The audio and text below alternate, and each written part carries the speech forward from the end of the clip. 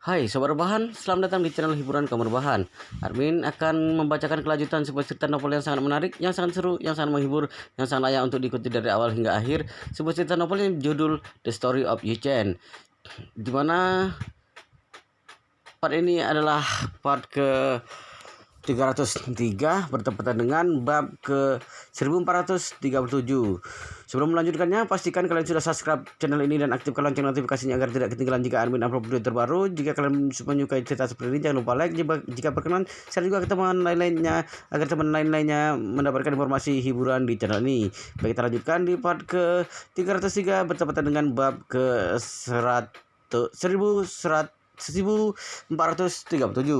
Perkataan Gu Yang Jeng tidak hanya mengejutkan semua orang di tempat, bahkan membuat Gu Yang Gang, anak ketiga di sampingnya, mau tidak mau menjepitkan kedua kakinya dari sudut pandang probabilitas dan logika. Putra, keponakan, dan kakak keduanya semuanya memiliki masalah di bagian itu, dan sangat kecil kemungkinan dia bisa terhindar dari masalah itu. Jadi dia juga dengan cepat memasukkan tangannya ke dalam celananya. Melalui lapisan celana, dia mencubit bagian itu.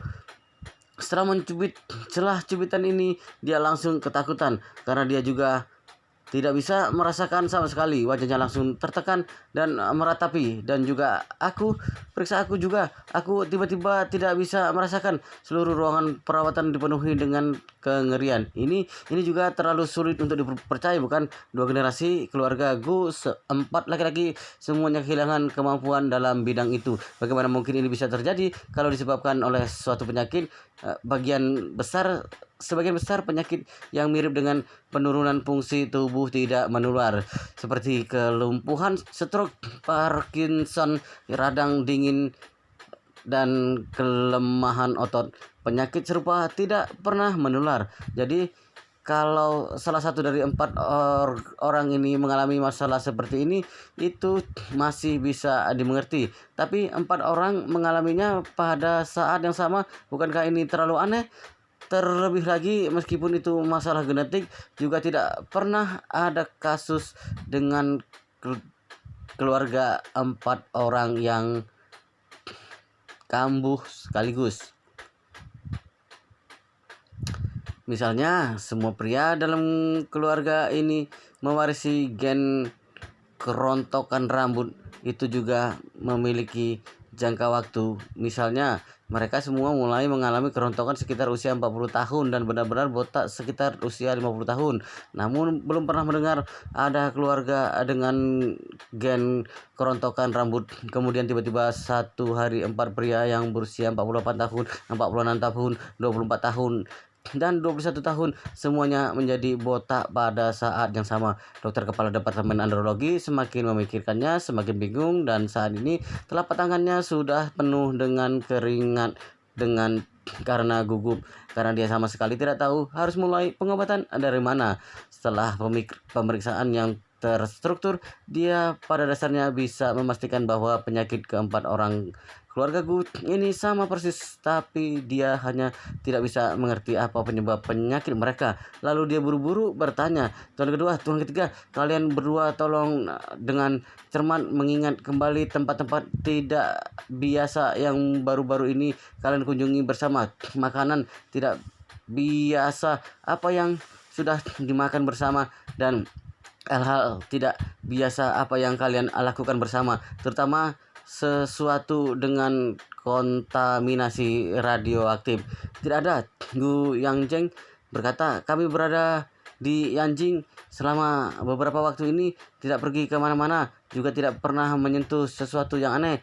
Gu Yang Gang juga mengangguk berulang kali. Rumah kami masing-masing memiliki peralatan pemantauan yang lengkap. Kualitas pasokan air dan kualitas udara terus dipantau. Tidak ada sumber polusi di dalam rumah. Juga sudah melakukan pemeriksaan radiologi yang komprehensif. Tidak mungkin ada bahan radioaktif. Kalau begitu aneh, dokter kepala Departemen Andrologi berkata dengan sulit. Situasi saat ini adalah sama sekali tidak bisa menemukan penyebab penyakit. Kalau tidak bisa menemukan penyebab penyakit, tidak mungkin bisa mulai pengobatan. Gu Yanjeng memarahi, tidak berguna, bahkan tidak bisa menemukan penyebab penyakit. Lalu untuk apa aku membutuhkanmu? Dokter kepala Departemen Andrologi berkata dengan rendah hati. Tuan kedua, dan tidak perlu dikatakan, Anda juga pasti menyadari masalah ini sangat aneh, bahkan mungkin di luar lingkup kedokteran. Jadi bahkan jika Anda memukul dan memarahiku juga tidak membantu apa-apa. Sekarang kita harus bekerja sama untuk mencari tahu penyebab penyakitnya, kemudian baru mengikuti petunjuk yang ditemukan untuk mencari cara pengobatannya. Gu Yanggang mengertakkan giginya dan memarahi. Kenapa kamu punya begitu banyak alasan? Kalau tidak bisa, ya tidak bisa. Untuk apa omong kosong? Kalau kamu tidak bisa, cepatnya dari sini. Ganti orang yang bisa melakukannya. Gu Yanjeng malah menghentikan Gu Yanggang, mengerutkan kening dan berpikir sangat lama. Dia juga menyadari bahwa masalah ini benar-benar aneh. Takutnya memang bukan masalah medis. Pada saat ini perutnya Gu Weiliang tiba-tiba berteriak keras. Aduh. Putranya Gu Weiliang tiba-tiba berteriak keras. Aduh, ayah, apakah mungkin bajingan di rumah paman pertama dari hari ini yang melakukannya? Gu Yangjeng langsung bertanya, maksudmu anak yang melakukan sesuatu padaku itu? Benar, Gu Weiliang berkata. Waktu itu dia terus berkata dengan vasektomi virtual juga mengatakan akan membuatku tidak subur. Dia bahkan berkata kalau kita memiliki sesuatu untuk memohon padanya, kita berlutut saja di depan pila paman pertama. Apakah mungkin dia yang melakukan ini? Hati Gu Yanjeng berdenyut sebentar. Persetan, sangat mungkin perbuatan anak itu. Bagaimanapun anak itu dengan mudah membuat dewa perang dan dewa bumi mengalami kelemahan otot. Mungkin keadaan kita sekarang sesaat ini juga berhubungan dengannya. Berpikir tentang ini, Gu Yanjeng mengertakkan giginya dan memarahi. Sial, kalau benar bajingan itu, aku pasti akan membunuhnya. Gu Yanggang buru-buru berkata, kakak, bagaimana kita bisa membunuhnya? Apakah kamu lupa betapa gilanya kekuatannya? Bahkan jika mengutus 5 dewa perang dan 5 dewa bumi, takutnya juga tidak bisa mengalahkannya. Gu Weiliang juga berkata, benar ayah, hari ini kita pergi ke rumah paman pertama. Itu sudah mengejutkan paman pertama. Sekarang paman pertama pasti sudah mengutus orang untuk melindunginya dengan ketat. Meskipun tidak ada anak itu, takutnya kita juga tidak bisa mendapatkan keuntungan apapun. Begitu Gu Zanjeng mendengar ini, dia tiba-tiba menjadi depresi lagi. Ini sangat tidak nyaman. Tahu bahwa anak itu yang melakukannya, tapi juga tidak bisa menyinggung dia. Bagaimana menyinggungnya? Dia membawa puluhan orang hebat ke sana. Mungkin ada lebih dari ratusan orang hebat yang diam-diam melindungi di sekitar villa kakak pertama. Selain itu, kekuatan anak itu benar-benar luar biasa. Dirinya pasti tidak memiliki peluang untuk menang. Berpikir tentang ini, dia mengertakkan giginya dan berkata dengan dingin, sepertinya harus merencanakan dengan perlahan-lahan. Kita kesampingkan dia dulu. Besok pada rapat dewan direksi kita bicara lagi setelah mengambil ahli posisi ketua dewan. 3 lainnya juga mengangguk. Saat ini bukan waktunya untuk berurusan langsung dengan Gu Yanjong dan Yi Chen, tetapi harus mencari cara untuk mengambil alih posisi ketua dewan Gu Yanjong lebih dulu. Begitu merebut kekuasaannya dalam grup perusahaan, maka situasinya akan mengalami perubahan besar, dan pada saat itu Gu Yanjong hanya akan digerogoti perlahan-lahan. Setelah mengambil keputusan, Gu Yanjong berbicara pada dokter kepala Departemen Andrologi itu. Sekarang kamu atur dulu untuk mengambil sebagian sperma dari kami berempat dan membekukannya. Bekukan sperma? Yang lainnya juga agak terkejut. Gu Yanggang bertanya, "Kakak, apa yang akan kamu lakukan?" Gu Yanjeng berkata dengan wajah dingin, "Aku takut kalau kita benar-benar tidak bisa sembuh. Keturunan kedua, keluarga dan seluruh keluarga Gu akan terputus. Bekukan sperma dulu. Kalau tidak bisa sembuh, kita masih bisa menggunakan inseminasi buatan untuk melanjutkan keturunan." Gu Yanggang langsung mengerti bahwa kakak kedua memikirkan situasi terburuk dan meninggalkan benih untuk kedua keluarga terlebih dahulu. Dia tidak mau menghela nafas dalam hatinya. Harus aku akui bahwa ide kakak kedua ini sangat berpikiran jauh ke depan. Sekilas sudah terlihat seorang yang mempertimbangkan segala sesuatu dalam jangka panjang. Jika itu aku, pasti tidak akan memikirkan hal ini ketika terjadi sesuatu yang terburuk. Bukankah keturunan keluarga Gu akan terputus? Gu Weiliang dan Gu Wei Guang, dua anak muda, juga menyadari pentingnya masalah ini. Jadi mereka berdua mengangguk setuju. Membekukan sperma lebih dahulu berarti meninggalkan benih ke depannya. Kalau menginginkan anak itu masih sangat mudah. Lagi pula seperti kata pepatah lama, bersiaplah sebelum terkena bencana. Jadi dokter kepala Departemen Andrologi segera mengatur pengambilan sampel manual tanpa rasa sakit untuk mereka berempat dan pada saat yang sama menyiapkan serangkaian pengujian. Asalkan dikeluarkan, akan segera diambil sampelnya untuk pengujian dan sisanya segera dibekukan dengan nitrogen cair pada suhu yang sangat rendah. Setelah pengujian selesai dan dipastikan tidak ada masalah, maka bisa disimpan untuk jangka panjang dengan tenang. Namun ketika sampel diambil dan diuji di bawah peralatan pengujian, dokter menemukan fakta yang tidak bisa mereka percayai. Ketika mereka melaporkan hasilnya pada dokter kepala Departemen Andrologi, dokter kepala Departemen Andrologi ketakutan sampai kedua kakinya gemetar. Gu Yanjeng dan yang lainnya melihat raut wajahnya sangat jelek, segera melangkah maju dan bertanya, "Ada apa? Apa ada yang tidak normal?" Dokter kepala Departemen Andrologi menelan ludah, memaksa dirinya untuk tenang dan berkata, tuan kedua, tuan ketiga, dan juga kedua tuan muda, hasilnya sudah keluar. Tingkat kelangsungan hidup sperma kalian berempat, tingkat kelangsungan hidupnya." Gu Weiliang melihatnya berkata dengan lambat dan berteriak dengan cemas, "Sial, kenapa kamu begitu lamban? Sebenarnya berapa tingkat kelangsungan hidupnya? Persetan, katakanlah." Dokter kepala Departemen Andrologi tidak punya pilihan selain berkata dengan enggan dan gemetar, "Tingkat kelangsungan hidup sperma kalian berempat adalah 0. "Apa?" Mereka berempat berteriak karena kaget. Gu Yanggang mengalami cedera kandung kemih dan tubuhnya agak lemah karena tidak berdiri dengan stabil. Dia langsung terduduk di lantai dengan bunyi gedebuk. Berita ini sepertinya bencana yang tidak terduga bagi keluarga Gu. Tingkat kelangsungan hidup sperma adalah 0. Bukankah ini berarti bahwa mereka tidak lagi memiliki kemampuan untuk melanjutkan keturunan?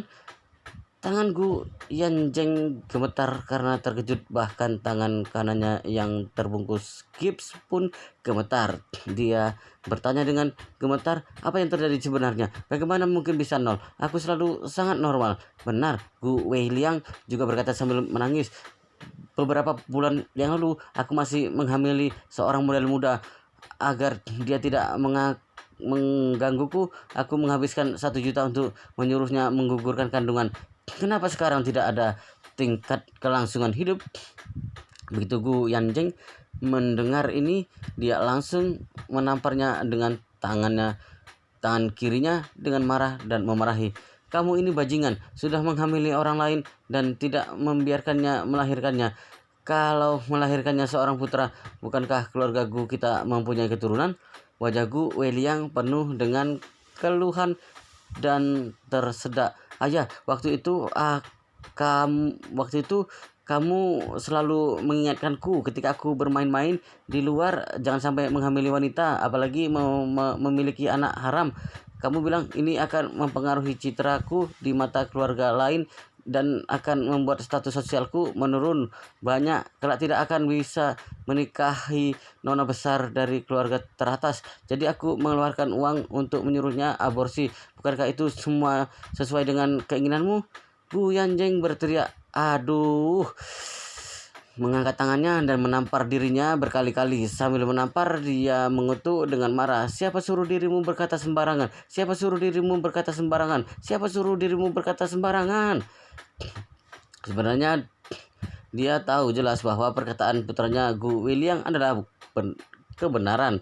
Di antara keluarga kaya di Tiongkok, yang terpenting adalah pernikahan adalah pasangan dengan status sosial dan status ekonomi yang setara. Status sosial dan status ekonomi yang setara ini bukan hanya soal kekuatan keluarga, juga soal kualitas pribadi dari pria dan wanita tersebut. Kalau sama-sama merupakan keluarga tingkat ratusan miliar, yang pria berperilaku tidak pantas sedangkan wanita berparas menawan, maka itu tidak diragukan lagi bahwa nona besar dari keluarga tingkat ratusan miliar ini tidak akan menyukai tuan muda dari keluarga tingkat ratusan miliar ini.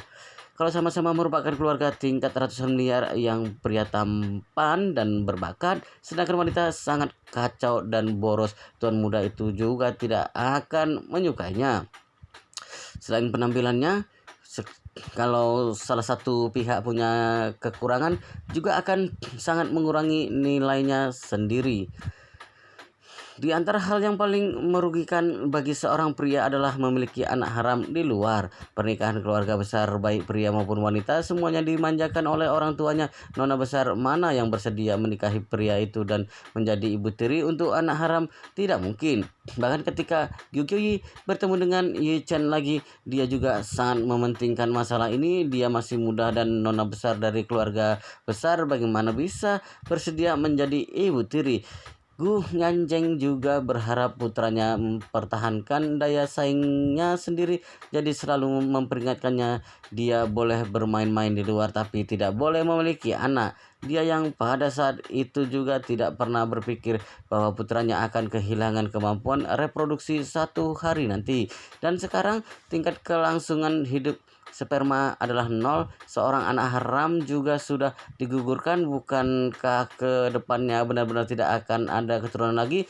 Gu William juga sangat sedih dan marah. Alat tempurnya sudah tidak berguna dan sperma juga tidak memiliki tingkat kelangsungan hidup, dan dia tidak hanya tidak ada kesempatan untuk menikmati wanita cantik ke depannya, bahkan tidak ada kesempatan untuk menjadi seorang ayah. Bukankah ini sama seperti menjadi seorang Kasim? Berpikir tentang ini, dia memandang Gu Yanjeng dengan sangat panik dan berkata, "Ayah, hal ini pasti bajingan di rumah pohon pertama yang melakukan sesuatu pada kita. Bagaimana kalau kita pergi memohon padanya? Bagaimanapun juga keturunan tidak boleh terputus. Aku masih muda, aku tidak ingin menjadi seperti seorang Kasim ke depannya." Gu Weguang di samping juga ketakutan setengah mati dan berkata sambil menangis, "Paman kedua, ayah, aku juga tidak ingin menjadi seperti seorang Kasim." Gu Yanjeng berkata dengan wajah suram, "Kalau sekarang pergi memohon padanya, bagaimana dengan rapat dewan direksi besok? Hari ini di rumah paman pertamamu, aku sudah mengatakan akan bertemu di rapat dewan direksi besok. Kalau hari ini kita pergi untuk memohon pada anak itu, mereka pasti akan mengancam soal rapat dewan direksi. Selain itu, paman pertamamu mungkin akan menggunakan ini untuk memaksaku dan paman ketigamu mengalihkan semua hak suara. Kalau begitu kita tidak akan pernah bisa menjatuhkan paman pertamamu. Di grup Gu, saham dan hak suara itu setara. Dengan kata lain, kalau memiliki 51% saham, maka memiliki 51% hak suara. asalkan hak suara mencapai 51%, maka bisa memutuskan semua urusan di perusahaan. Tapi itu juga ada pengecualian. Misalnya kalau Gu Yanjeng secara sukarela atau terpaksa menyerahkan hak suara sesuai dengan saham yang dimilikinya sepenuhnya pada Gu Yanjong, maka Gu Yanjong mendapatkan hak untuk berbicara dari sahamnya itu. Adapun Gu Yanjeng meskipun sahamnya masih ada tapi hak suara sudah hilang dan hak untuk berbicara juga hilang. Ini juga menjadi alasan mendasar meskipun Jack Ma yang memiliki rasio kepemilikan saham yang sangat rendah tapi memiliki hak berbicara yang tinggi. Pemegang saham lain percaya padanya atau tidak bisa menandinginya dan mengalihkan semua hak suara padanya, maka secara alami keputusannya tidak bisa diganggu-gugat. Inilah yang dikhawatirkan Gu Yanjeng saat ini. Saat ini dia sangat tertekan dan diam-diam berpikir, semuanya karena aku tidak bisa menahan diri dan mengungkit tentang rapat dewan direksi, menunjukkan kekuatan di depan kakak pertama. Kalau sekarang memohon pada kakak pertama, pasti akan diserang balik oleh kakak pertama. Jadi bagaimanapun juga harus menahannya sampai berhasil merebut kekuasaan besok dan baru membicarakannya lagi. Kalau memang tidak bisa menggunakan uang untuk menyuap pemuda di rumah kakak pertama tersebut. Masalah selesai. Kalau 10 juta tidak cukup, maka 100 juta. Kalau 100 juta tidak cukup, maka 1 miliar. Lagi pula, tidak ada orang di dunia ini yang tidak akan tergerak oleh uang. Wow, luar biasa sekali guys, ceritanya sangat menarik, sangat seru, sangat menghibur, sangat membuat kita penasaran jika tidak mengetahui cerita kelanjutannya. Tetapi sepertinya kita akan melanjutkan ceritanya di part berikutnya di video selanjutnya. Pastikan kalian sudah subscribe channel ini dan aktifkan lonceng notifikasinya agar tidak ketinggalan jika admin upload video terbaru. Jika kalian menyukai cerita seperti ini, jangan lupa like. Jika perkenan, share juga ke teman lainnya agar teman lainnya juga mendapatkan informasi hiburan di channel ini. Baik, kita lanjutkan di part berikutnya di video selanjutnya.